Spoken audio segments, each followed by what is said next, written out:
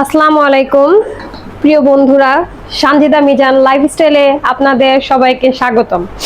আজকে আমি আমার লাইফের একটু উন্নত বা জীবনধারা চেঞ্জের কিছু জিনিস আপনাদেরকে দেখাবো। সেটা হলো, দেখেন, গ্যাসের কিন্তু প্রচুর পরিমাণে এখন দাম বাড়ছে। যে গ্যাসটা আমরা আগে ব্যবহার করতাম 1200-1300 টাকা, সেটা এখন 1800-1900 টাকা ব্যবহার করা লাগে। তাহলে দেখা গেছে যদি একটা গ্যাস 2 মাসও যায় তাও আমাদের 1000 টাকা দেন। আবার কারেন্ট বিলও আসে কিন্তু 1000 টাকা করে। কিন্তু আমি দেখতেছি আমি যদি রান্না করি তাও আমার 1000 টাকায় কারেন্ট বিল আসে।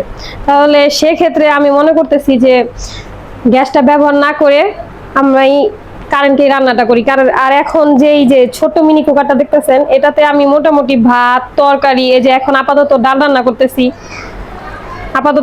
করতেছি। কিছুক্ষণ আগে এই যে দেখেন আমি ভাতের সাথে যে করলা ভর্তাটা করছি, একসাথে হয়ে গেছে, আমার টাইম অনেক কম লাগছে। তারপরে এই যে দেখেন কিছুক্ষণ আগে আমি এই যে মুরগিটাও আমি কিন্তু এটাতেই ফ্রাই করছি।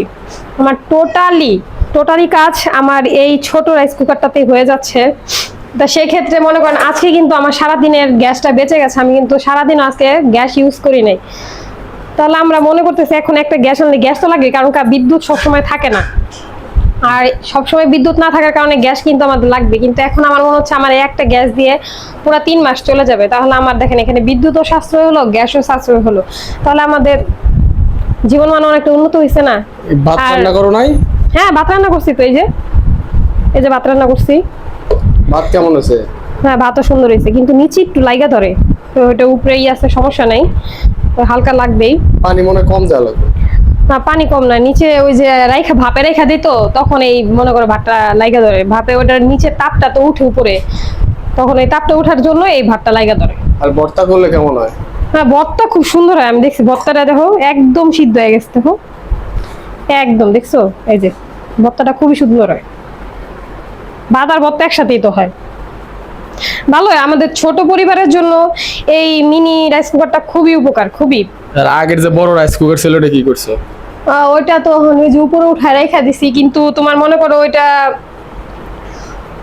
অনেক বড়, আর ওইটা গরম হইতে অনেক সময় লাগে। দেখা গেছে আমার বিদ্যুৎটা অনেক বেশি খায়।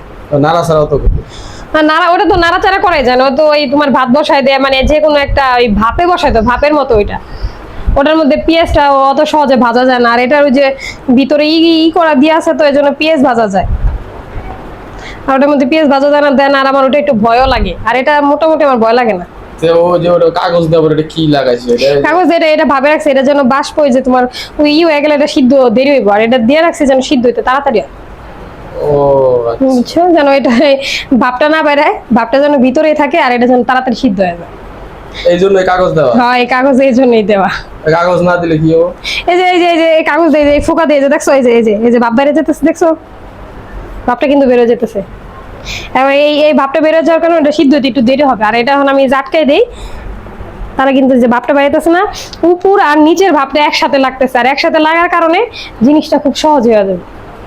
ও আচ্ছা, বুঝছো? তার মানে ওই তাহলে যে কোম্পানি ফোকা দিছে, কোম্পানি না, এটা তো দিবে, এটা তো তোমার সব তরকারি। যেমন আমি এখন যদি ঝোল লালা তরকারি রান্না করি, ঝোলটা শুকাইতে হইব না?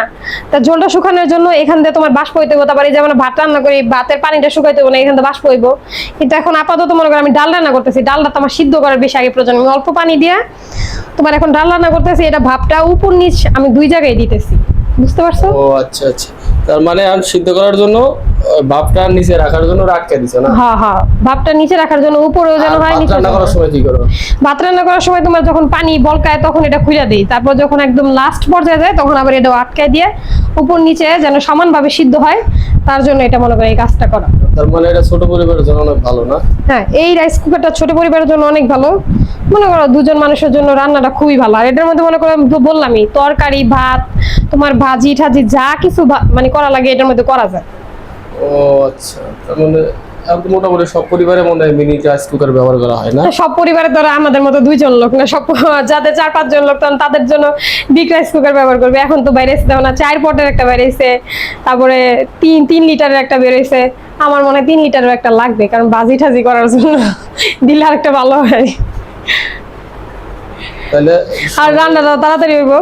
সবাই এটা ব্যবহার করতে পারবো, কারণ রাইস কুকারটা অনেক আমার ভালো। মনে হয় এখন এটা যদি ধরো বাংলাদেশে যদি কয় কোটি মানুষ, যদি 20 কোটি মানুষ হয়, তাহলে আমার মনে হয় দেখো 17-18 কোটি মানুষের পরিবারে এটা এটা আছে।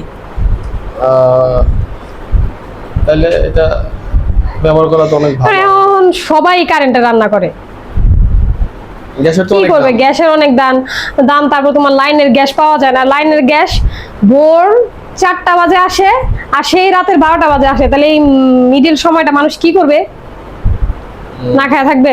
আর এইভাবে কি রান্না করা যায়? ভোর 4টা বাজে রান্না করে সেই রাতের 12টা কি খাওয়া যায় আবার রান্না করে? তাহলে সবার উদ্দেশ্যে কি বলা যায়? সবার উদ্দেশ্যে বলা যায় যে সবাই এখন তো কারেন্টে সবাই রান্না করে, ওটা আমার উদ্দেশ্য করে কাউকে কিছু বলার নাই, সবাই জানে। তবে এটা অনেক ভালো না? হ্যাঁ হ্যাঁ, আর সবাই জানে যে এখন কোনটা ব্যবহার করলে তাদের লাইফ উন্নত হবে বা জীবন মান ভালো থাকবে, এটা সবাই জানে এখন।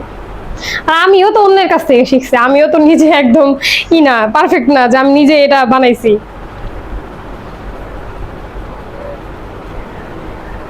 তা সবাইকে এটাই বলার, মানে যেটা সাশ্রয় হয় বা জীবন নিয়ে মানে যেটা সহজ হয় জীবনে চলার জন্য, সেটাই করা উচিত। কি বলেন বন্ধুরা?